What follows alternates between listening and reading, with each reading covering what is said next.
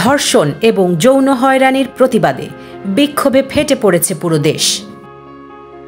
একের পর এক ধর্ষণের বীভৎস ঘটনা আমাদের সমাজের ভঙ্গুর অবস্থাকে চোখে আঙুল দিয়ে দেখিয়ে দিচ্ছে।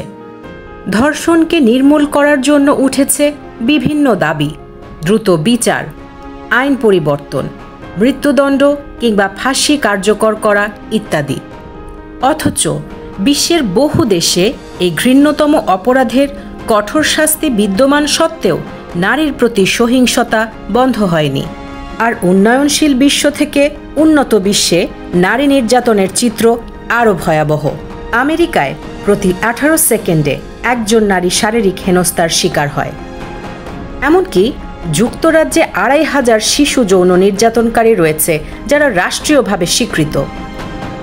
বাস্তবতা হল, পশ্চিমা ধর্মনিরপেক্ষ ব্যবস্থা, কঠোর আইন এবং নারী উন্নয়নের কথা বললেও প্রকৃতপক্ষে তারা নারীদের নিরাপত্তা দিতে সম্পূর্ণভাবে ব্যর্থ। আর সেই একই পশ্চিমা সংস্কৃতি, মূল্যবোধ ও ধ্যান ধারণার উপর তৈরি সমাজ কিভাবে আমাদের সুরক্ষা দিবে? পশ্চিমা ব্যবস্থা যেখানে একটি সুস্থ সমাজ ব্যবস্থা গঠন এবং নারী পুরুষের সম্পর্ককে সঠিকভাবে সমাধানে ব্যর্থ, এখানে সামাজিক নিরাপত্তা প্রশ্নবিদ্ধ হওয়াই স্বাভাবিক।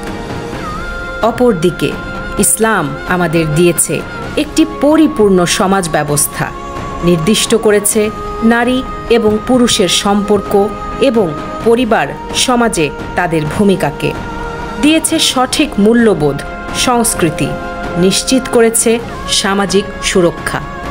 আমরা দেখেছি রাসূলুল্লাহ সাল্লাল্লাহু আলাইহি সাল্লাম শুধুমাত্র একজন নারীকে উত্ত্যক্ত করার অপরাধে সম্পূর্ণ বনু কায়নুকা গোত্রকে মদিনা থেকে বহিষ্কার করেছিলেন।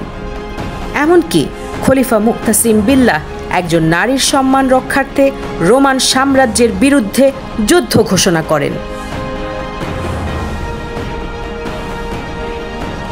আজকের তরুণ সমাজ ও মুসলিমদের একমাত্র আকাঙ্ক্ষা একটাই, এবং তা হচ্ছে ইসলামের সোনালী ইতিহাসের প্রত্যাবর্তন।